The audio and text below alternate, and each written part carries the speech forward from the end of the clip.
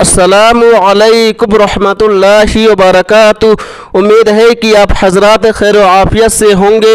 अल्लाह रब्बुल इज़्ज़त आप लोगों को इसी तरह खुशहाल रखे, आमीन।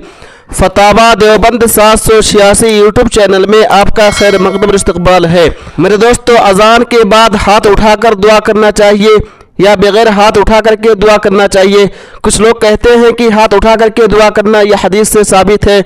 कुछ लोग कहते हैं कि अजान के बाद हाथ उठाकर दुआ करना यह हदीस से साबित नहीं है।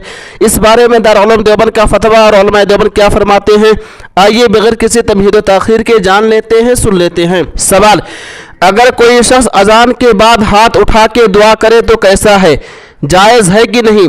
दलील के साथ जवाब मरहमत फरमाएं। जवाब: बिस्मिल्लाहिर्रहमानिर्रहीम। अजान के बाद दुआ अहादीस से साबित है, लेकिन हाथ उठाकर दुआ मांगना साबित नहीं, इसलिए हाथ उठाए बगैर दुआ मांग लेनी चाहिए। वल्लाहु ताला आलम। दारुल उलूम देवबंद।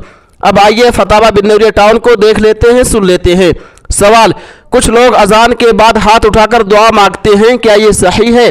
जवाब: सूरत मसऊला में अजान के बाद जो दुआ पढ़ी जाती है, यह दुआ तो हदीस से साबित है, लेकिन इस दुआ में हाथ उठाना साबित नहीं है। फ़क़त वल्लाहु आलम। जामिया उलूम इस्लामिया बिन्नौरी टाउन। उम्मीद है कि आप लोग मुकम्मल वीडियो देख लिए होंगे। दोस्तों, इस वीडियो को ज़्यादा से ज़्यादा शेयर कीजिए, और अगर आप लोग हमारे चैनल फतावा देवबंद 786 पर न्यू है, नए हैं, तो हमारे चैनल फतावा देवबंद 786 को जरूर सब्सक्राइब कर लें। तब तक आप हमें इजाज़त दें। अल्लाह हाफ़िज़। अपना ख्याल रखिएगा।